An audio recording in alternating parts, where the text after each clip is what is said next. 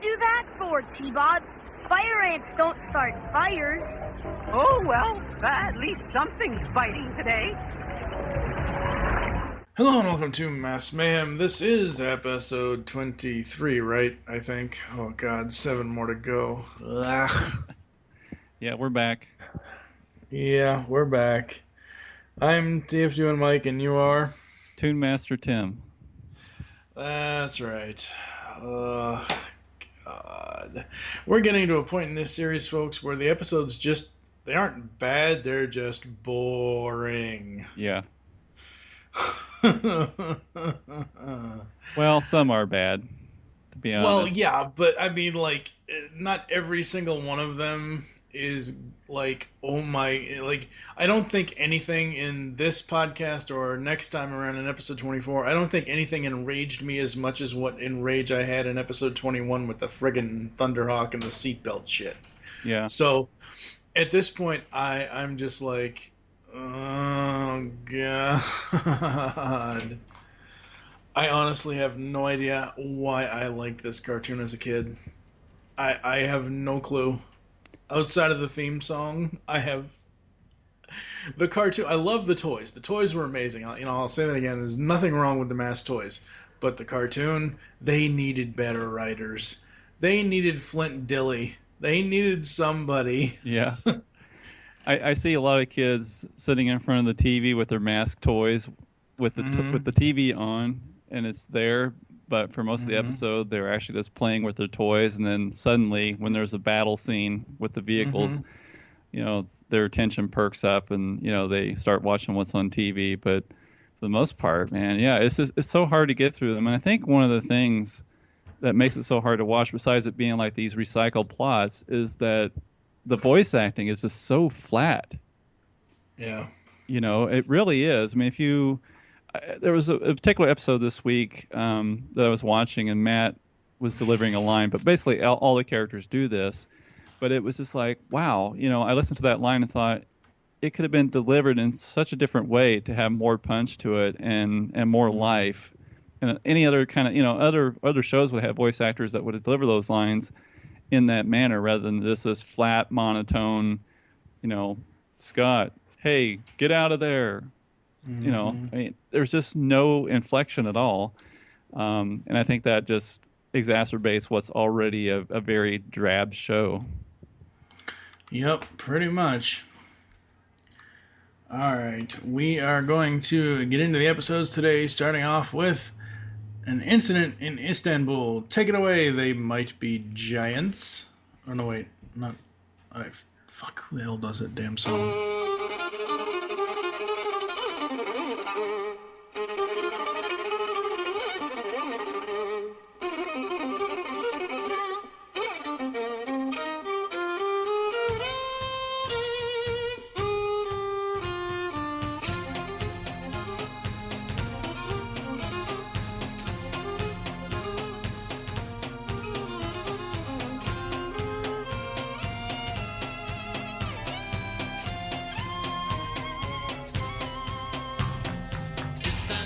Constantinople, now it's Istanbul, now Constantinople, been a long time gone. Constantinople, now it's Turkish delight on a moonlit night.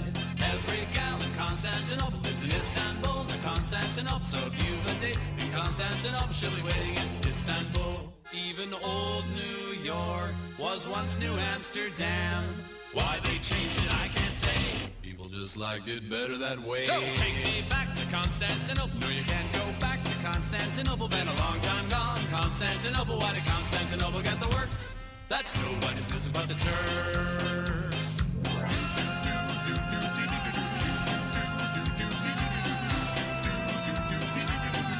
Istanbul. Istanbul.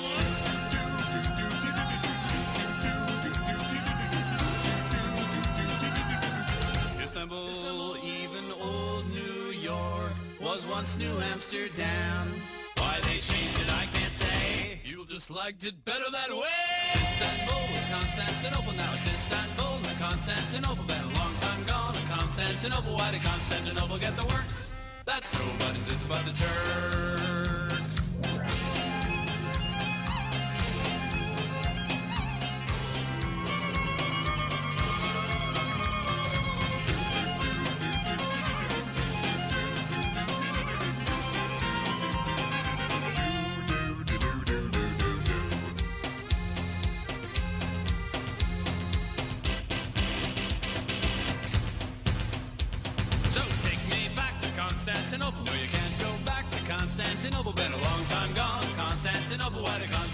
will get the works. That's nobody's business but the Turks. Istanbul. We were supposed to stay in the car. We'll be close by. Look, there's a cafe right across the street. Holy cow! Wait until Dad sees this. Dad! Come quick! Dad, look what we found!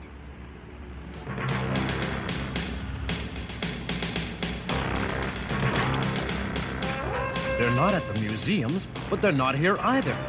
Car's abandoned. Maybe they get hungry too. I'm afraid it's not as simple as that, T-Bob.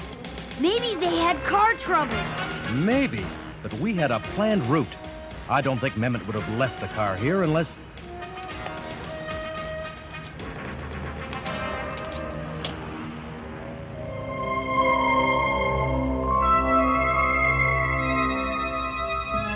That's it!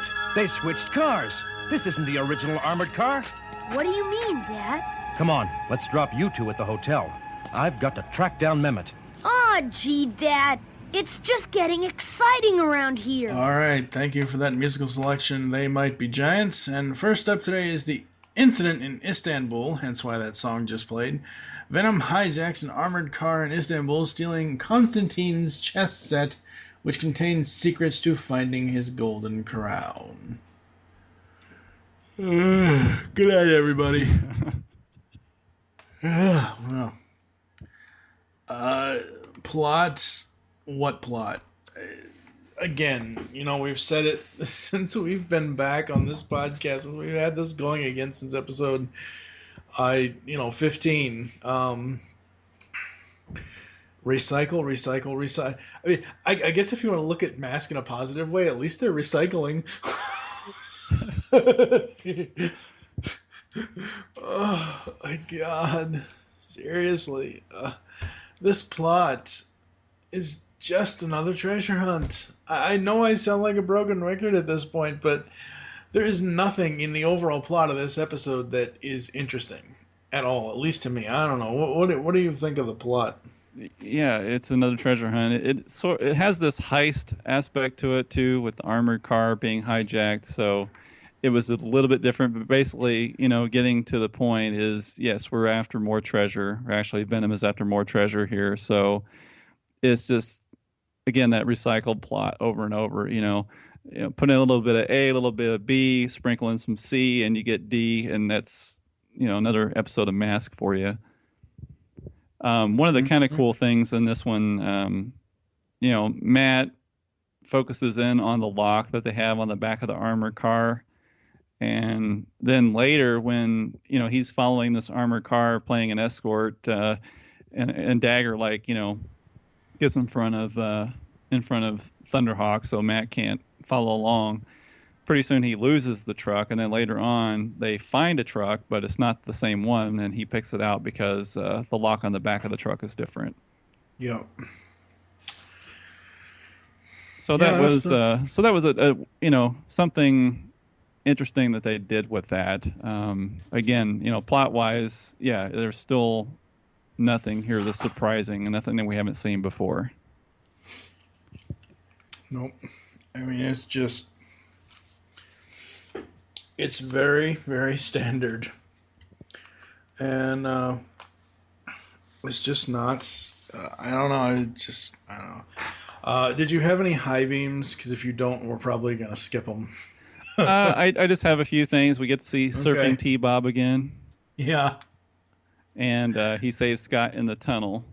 And then, in this one, they're after this chess set. That's what Venom is after inside the armored vehicle. That's what's being escorted.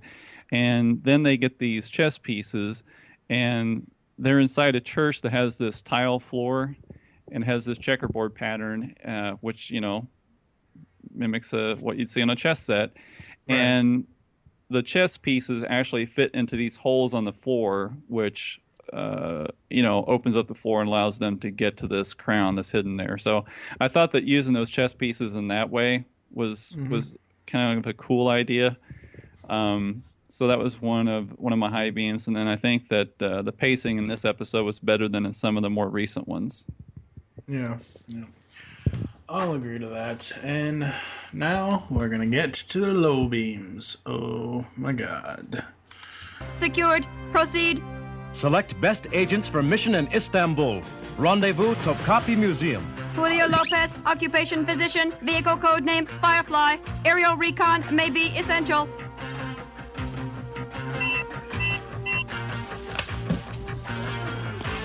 Calhoun Burns, occupation architect, vehicle code name Raven. Amphibious vehicle could be valuable in port city of Istanbul.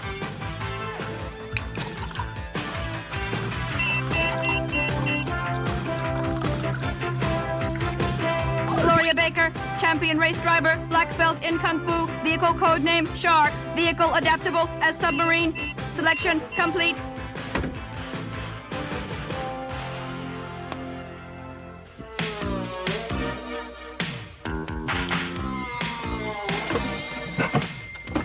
Our package seems none the worse for wear from your driving, Vanessa. Now, if Rax can only remove it without breaking it after all my work. Good thing I rigged that bridge or you would have had nothing to drive. Good thing Bruno set it off while you were feeding your face at the cafe. Oh boy, it's almost like Christmas. Tiger, take that stupid thing off. Still in one piece, I see. Some treasure. It's only a game. Exactly, my dear. And the winner takes all that was Constantine's. A bonus to whoever figures out the next clue. Alright, for the low beams, I'm so sick of Trakker's bad parenting, allowing Scott to go off on his own at the bazaar. No parent would let their child go off in a very crowded marketplace like that. I remember at one point, there was one time I stepped away from my mom. We were at Faneuil Hall in Boston, Massachusetts, and I got lost for 2 hours. And Faneuil Hall is a big place. Wow. So it's like, worst cartoon dad ever. Matt Trakker is, even as much as I don't like this show, Matt Trakker is worse than Peter Griffin, and that's pretty bad. Worse than Peter Griffin on Family Guy. How so?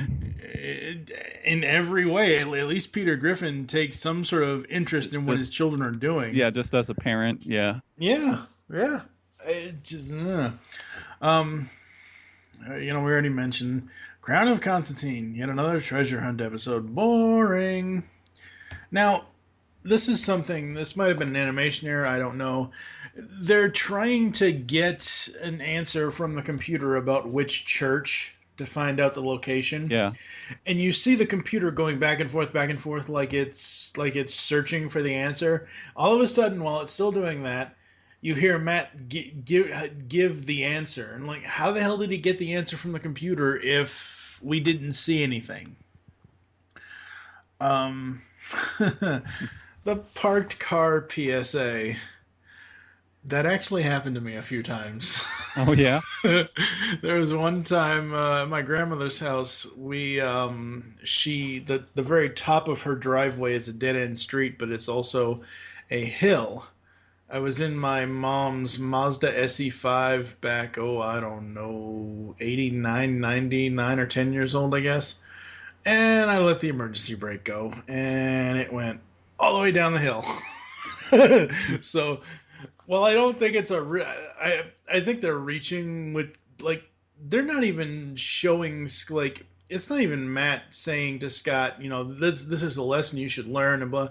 They're just coming up with, commercial break intros where it's like, hey, T-Bob, you shouldn't do this, and blah. God, the PSAs for this show are the worst. Yeah, they're not done very well. If you look at other shows, like the G.I. Joe PSAs, are actually a lot more fun. You usually have, you'd have maybe 3 or 4 kids doing something, and then, they're about to do something they shouldn't, perhaps, and then all of a sudden then steps one of the G.I. Joes and explains why they shouldn't be doing that, or, explain whatever safety message there is.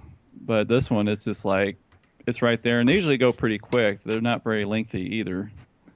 Well, neither are the ones in G.I. Joe or He-Man. No, I mean, they're not, but these are shorter, I think. Extremely. What didn't you like about this one? Well, Venom gets foiled again. They basically just drop the thing they're after.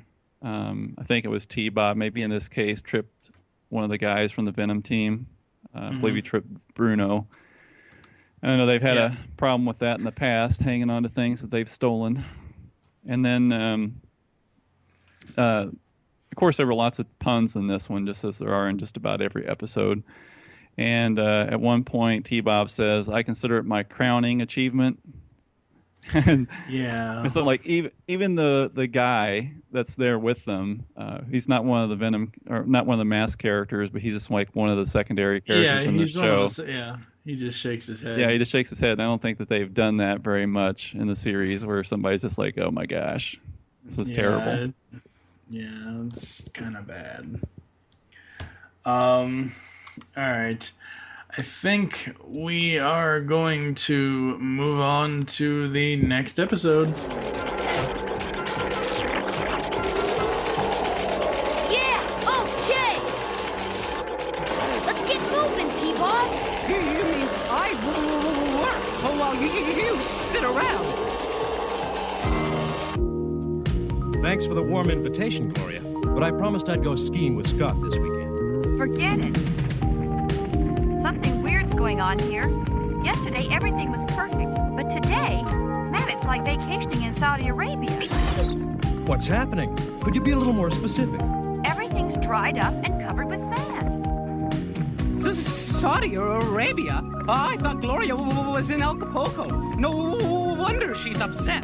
She's on the wrong vacation. Up next is The Creeping Desert. Dun dun dun dun dun dun dun dun dun dun dun dun. A corrupt landowner hires Venom to destroy land in Acapulco, Mexico, rendering them worthless patches of desert so he can buy it up real cheap and restore land later with an advanced hydration machine. Where have I seen this before? Can anybody say Lex Luthor? You know, playing around with the San Andreas fault line to make California its own state. Superman plot rethread. Yay. Oh, God. Let's just make it stop. Well, I didn't think this one was so bad. It's something different, at least. We're not chasing after treasure. No, but I mean, this is episode 58 out of 65.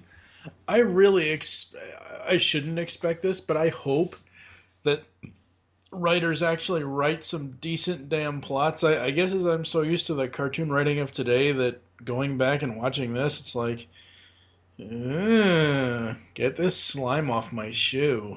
Ugh. Yeah, I guess I give this one some props. I kind of like the contrast of starting the episode at the mansion and it's snowing, and then we go to Acapulco and there's, it's warm. There's all this, sand and desert. Actually, the trees have all browned, and actually some of the buildings are in disrepair as well from the sand machine that's turning everything into desert. So I kind of like that contrast, though, of, we go from the cold weather into, the desert. Yeah. Transformers did it better because Transformers started out with a snowball fight. Oh, well, yeah. There's a lot of shows will do it better. But yeah, no, I can agree with that. But I mean, just the general overall plot there. I liked it better when Venom used to actually rob places. Like, again, the whatever the Las Vegas episode was earlier in this season, the Great Gold Rush or Gold something or other, I forget what it is, and they have this machine in that one, which we've already talked about it a long time ago, but they have this machine in that one where it sucks all the gold out of all the casinos, and it's like, hey, that's an interesting plan, unlike this. So, alright, let's go ahead and get to the high beams, I guess. Computer, priority 1 emergency. Select the best mask agents for this mission. Recommended personnel, Jacques Lafleur, vehicle codename Volcano Van, specialist in natural disaster.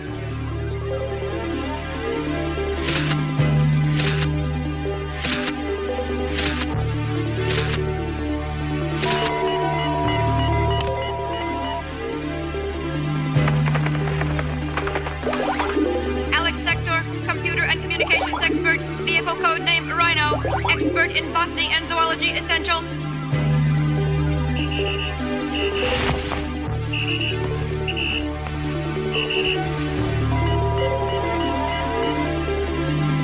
Is there a signal like that? I don't know. Gloria Baker, pre-selected. Selection complete. Personnel approved. Assemble Mobile Armored Strike Command. Alright, turning on the high beams. I only have 2 moments out of this one, and they're both animation related. Both of the battle scenes, the animation in both battle scenes was really, really well done. Mm-hmm. The action was really well done in those, and the laser fire and all that stuff. Absolutely love the animation in those. I agree. I had that down as a highlight as well. What else did you like about this one? T-Bob, the hair dryer. I thought that one was pretty funny. That Scott gets wet and T-Bob is drying him off. Love seeing yeah, go ahead. Well, that started out as T-Bob the snowblower, because Scott somehow... Now, see, I thought T-Bob was like any other robot where he could, basically remove his hands by himself and just pull him into him. Or like, I didn't realize at the time when I was watching this that Scott actually removed his hands and feet to make him be the snowblower, blow dryer, whatever.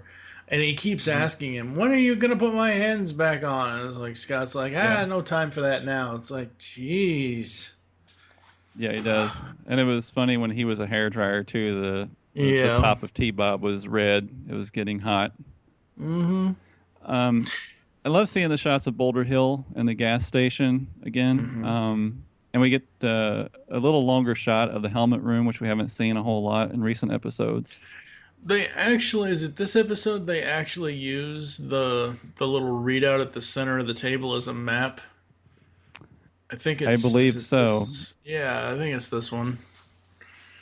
So that was interesting. Yeah, we don't see the helmet room a lot anymore because they're all out in the field or all out doing something or in the plane or... Yeah, and in some of the recent episodes, we've been seeing more of the mask members as they're being called, so we get to see what they're doing, although I would have to say that the things they're doing aren't very interesting. It seemed like early on in the series, they were humorous. Mm-hmm. Now it's just like they're there, they're doing something, and they get called away. Like, Dusty's maybe riding a horse, and he gets called, and nothing really humorous happens, or Bruce is testing out some toy and has to run off.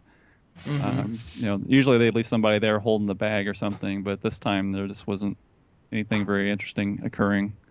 Yeah, and they keep going to Julio and Calhoun and these 2 new characters. Where the hell is Hondo? We haven't seen him in God knows how long. Yeah, we haven't. The last time we saw Hondo was when he was the Leprechaun scheme. The Pot of Gold scheme a few podcasts back. Yeah.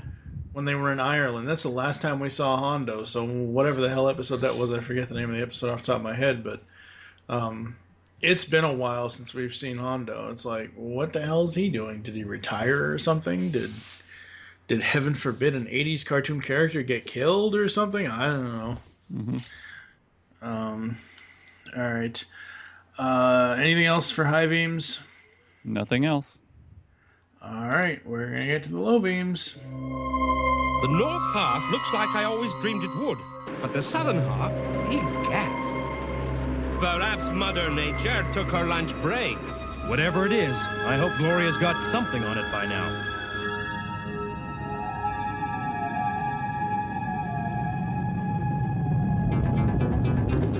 Alright, for the low beams for the creeping desert. A desert is no real danger. Are you fucking kidding me, Trakker? Seriously? There are snakes and spiders and scorpions and you mean to tell me this guy thinks that the sun is not a real danger in the desert? Hello, heat stroke, heat exhaustion, dehydration. Oh, what an idiot. Why hasn't T-Bob changed back into... Oh, we already talked about that. Why the hell hasn't... See, this is what I was saying earlier, and why I made the note here. Why hasn't T-Bob changed back into his real hands? It's because he apparently can't change out his hands for other body parts or other useful tools. Apparently Scott just, Scott George Lucased him, apparently. On both hands. It's like... Sorry, yes, I am your father. It's like, yeah. I already mentioned the damn land deals as the Lex Luthor plot, and then we have the PSA on firecrackers. Are you kidding me? Yeah.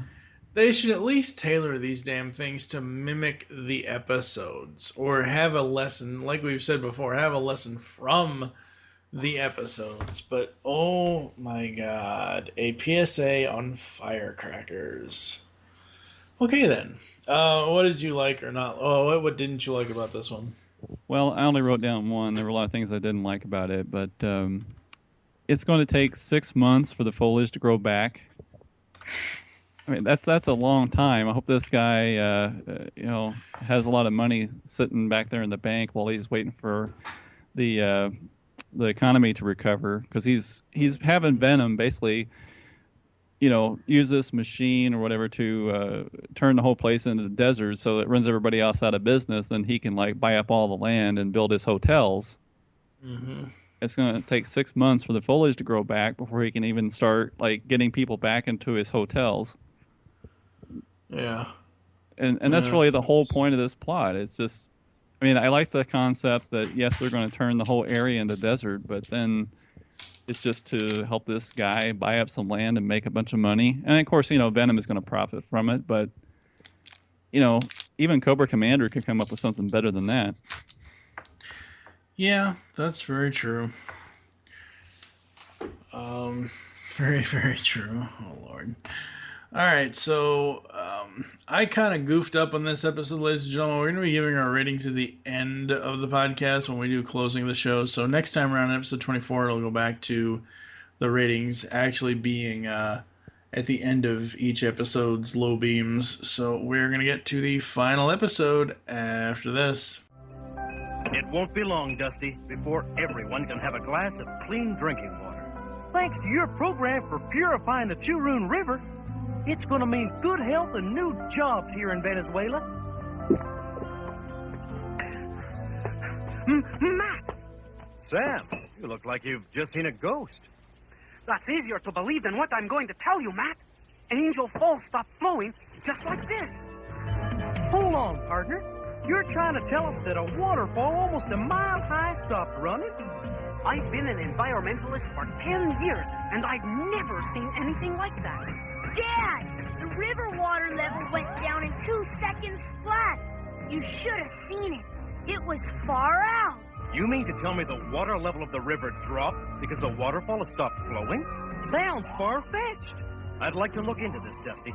I want to see what puts a waterfall on hold. Finally up today is the Scarlet Pumpernickel. Oh, I'm sorry. No, there's no Daffy Duck here. The Scarlet Empress. Masked member Calhoun Burns accidentally shrinks a priceless statue Venom is trying to steal. A curious bird makes off with the statue. Wow, that's a really cheesy, lowbrow plot synopsis from Wikipedia. Yeah, so we're back to treasure hunting. And that plot doesn't exactly just... Basically, Calhoun finds this thing, the statue of the Scarlet Empress, finds Venom with it. Venom wants to, because they're in Venezuela. They're in South America. Go a little north, people. Come on now. We need more North American adventures here, damn it. Instead of some foreign jungle.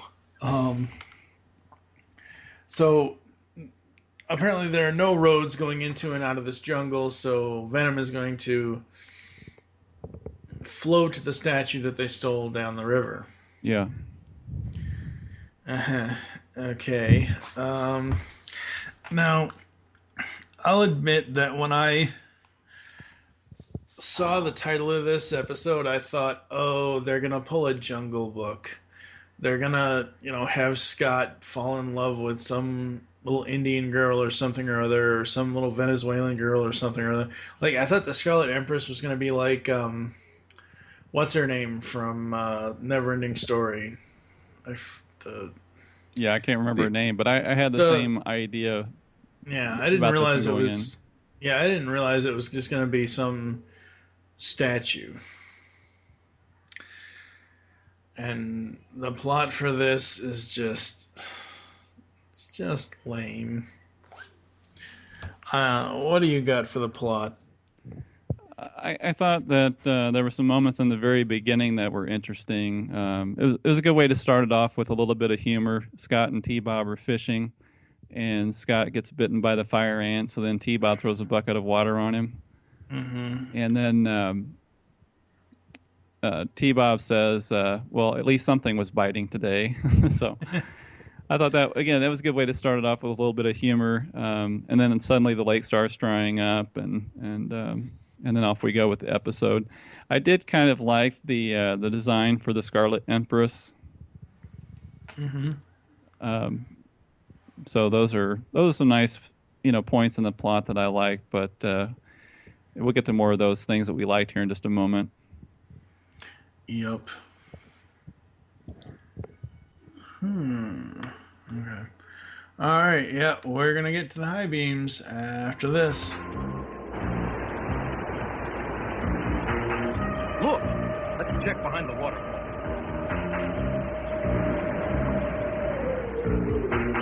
I don't see anything that would stop the waterfall. There might be something in that cave. Let's take a look.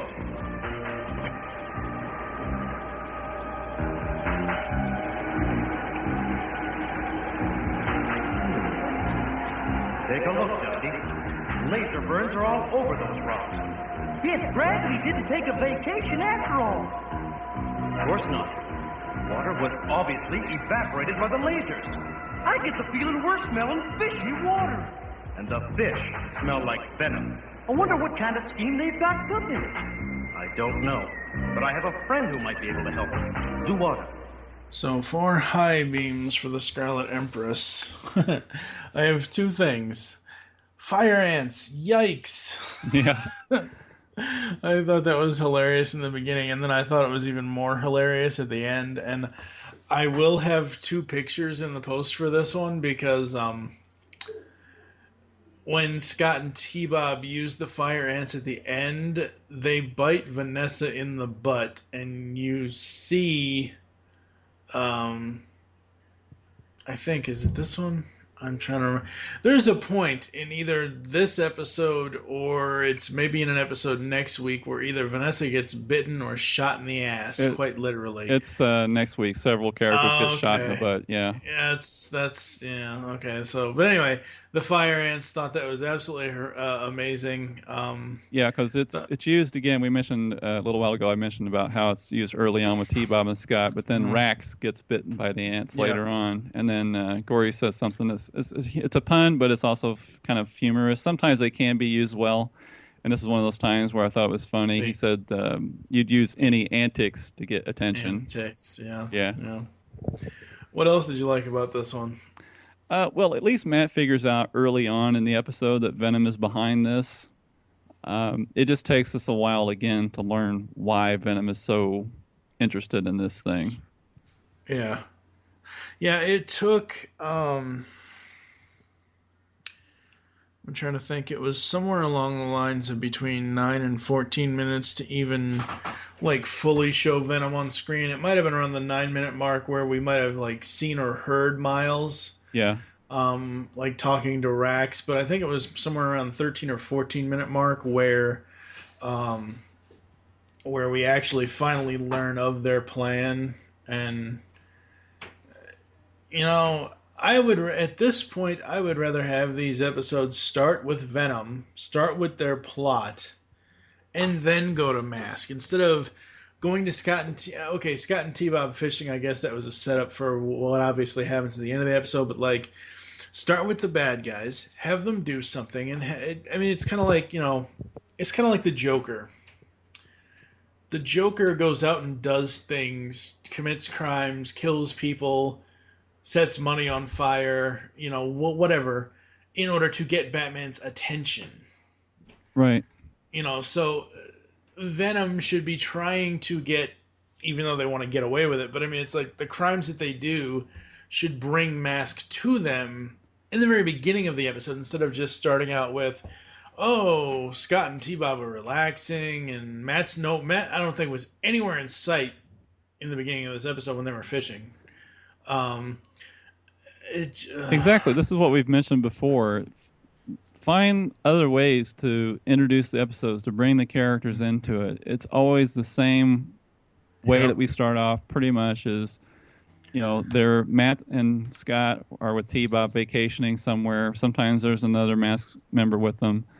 And they stumble along some mystery or something. They somehow get involved in trying to figure out what's going on. And of course, we know Venom is behind it. But yeah, why not start it off different and have Venom doing something, and then we bring in the Mask members later? Again, it's just this formulaic plot that they keep using over and over again, where it's just, okay, we've got to have, so many characters, we've got to have some scheme or treasure hunt for Venom to go after. And it just gets tiresome. They've pretty much gone everywhere in the world except maybe Australia and the North Pole at this point. They're always in either Mexican jungles, Venezuelan jungles, South American jungles. There have been a couple of times where it's actually coming up that, there's an episode where they go to Italy. They've been to Paris. They've been all over the world, and they've been in the United States maybe out of 60. Okay, I don't know about the other 60, about the other 5 or 10 or however many episodes we have left. I think it's like 5 or 6, but out of the remaining episodes so far, they've only been in the United States like 5 different times that I can think of in 65 episodes. For a US-based kids cartoon, if I want to go exploring the world, I'll watch something like Where in the World is Carmen Sandiego, or Mysterious Cities of Gold, or something like that. If I want a gold treasure hunt type of I would watch Mysterious Cities of Gold. Right, I think that's one thing that they did wrong with this series, is because the kids don't really care where we're at. As a viewer, I don't really care. Yes, it's kind of interesting to go to different places sometimes, but to do it at this frequency and just be globetrotting for really no apparent reason other than, I will say that occasionally, and we've mentioned this before, is that they will throw in historical facts and things about some of the places that they go to. So they're sort of using it as a learning device, but I just don't think it works very well. I think it's unnecessary. I think the kids really just want to tune into something that's fun. You look at something similar to this, like we mentioned G.I. Joe earlier in the episode. G.I. Joe's in different places, but they're not in a jungle every week. They're in a snowy area. We don't even know where it's at. It's just, some snowy area, some desert area, some jungle area. It doesn't really matter. Let's just get the action moving. Let's do something with the characters. Let's find a different plot device and tell an interesting story. Unfortunately, Mask is missing the mark on that. Oh, very much so. Very much so. All right. We're going to get to the low beams, which we kind of already started after this. Knock it off, Rex. The jitterbug went out with a 20. I've got ants in my pants. Help! Rex, you do any antics to get attention. Turning on the low beams. So why couldn't they have done this plot in Canada? It'd have made a hell of a lot more sense for Niagara Falls to stop flowing than whatever river this is in South America. Like, seriously. Yeah. They could have they wouldn't have had to gone to the U.S. side. They could have gone to the Canadian side to Niagara Falls in Canada and just make, yeah, of course, back then you probably see if you stop the falls, you probably see a lot of people in midair in barrels. But still, it's like, why couldn't they have just done this shit in Canada? Yeah, brilliant idea, Mike. Brilliant. Yeah, I know, right? See, I'm better than the Mask Riders. And it turns out to be yet another treasure hunt. Ugh. And then I will say that Gory had a good one. You already mentioned it, Antics. And then I think T-Bob had a good one, Antisocial. Yeah. And what PSA? What PSA? There was no PSA in this episode. It was. I don't know. It was no such thing as ghosts. Where did that come from? And the thing I was just thinking is, it wasn't even like this scary scene. I mean, you would think that T-Bob and Scott would be like, all nestled in their beds at night, and there's a thunderstorm with all this lightning or something, and the wind comes howling through the window and knocks something over. But no, it's middle of the day. It's like 1 o'clock in the afternoon, and they're just walking by this creepy house or something. Mm-hmm. It's not very well done. No. What else didn't you like about this one? I mean, we talked about the ant puns. There were a lot of them here. There were a couple that worked pretty well, but they just kept going on and on. And there was another one that was something like ant acid that I didn't think worked as well. And then Miles has to remind Nash to use his mask powers to lift the object. Yeah. That's what his mask power is. How can he forget what that mask does? He shouldn't need reminding, so I thought that was just terrible. Yeah, it really, really was. Overall, this one this might be the worst episode of the day, honestly. It really, really might. Yeah. We are going to take a quick break. We're going to come back with our final thoughts and ratings on these 3 episodes, and then we'll close the show out after this. Hello, geeks. Want a podcast that covers a vast array of topics with no rhyme or reason? Then check out Altered Geek Unlimited, where the topics fly more or less off the cuff. We cover media news, TV, our favorite geek products, and of course, your feedback. So get altered, get geeky with the Altered Geeks every Friday on the Geekcast Radio Network. Remote Control is the new TV podcast from the Geekcast Radio Network. We'll be covering TV shows and topics from the year 2000 to whenever now is. We'll have special themed episodes entitled Pilot and Season Premieres, as well as finishing finales. We'll also have Season Pass episodes, where we take a look at an entire season of a TV show. Remote Control can be found on iTunes, Stitcher, and www.geekcastradio.com, so tune in, because we are all remote controlled. Now for a behind-the-scenes look at Geekcast Radio Network's newest show, Talking in Circles. So, Chuck, Greg, what are you guys thinking for this week's show? Well, Dan, how about we just talk about the things that we've read or watched this week? We do reviews like that every week, Chuck. How about a game like Fact or Fiction or The Power of Names? Those are great, and we're always coming up with new ideas for games. And how about some top 5s? You know how I love my top 5s. What about tournament-style brackets, or sequel, reboot, and destroy, who will win in a fight, taking it too far, crazy but true news, or... Yes, it appears we have lots of things to work on. Listen to Talking in Circles, taking timeless topics in new directions, every Tuesday on iTunes or GeekCastRadio.com, the Geekcast Radio Network. Hey, Dan, who's the guy with the creepy voice? Alright, we are back here on Mass Mayhem. What are you going to give or not give to what the hell's the name of that damn episode? Incident in Istanbul? Yeah. The incident in Istanbul. How are you gonna rate that one? Okay, I'm gonna give this one 2 masks. Okay, I'm gonna give it a 1. Just as we were talking it out, even with the animation for the chessboard and all that stuff, that was cool, but still,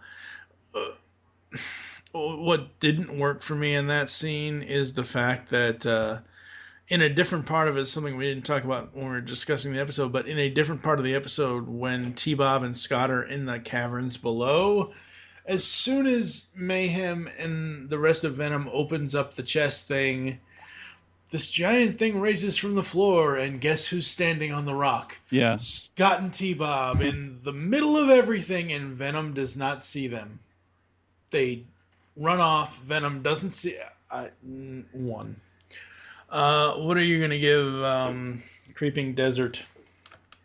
Well, this one I actually liked it more than the other episodes this week. I'm going to give it 2 masks, but again, I liked the difference in the locations. I mean, I know we only saw the snow on the mansion there in the beginning, just briefly before we moved on to the desert. But yeah, I did like the animation in this one. We mentioned the good vehicle battle in this.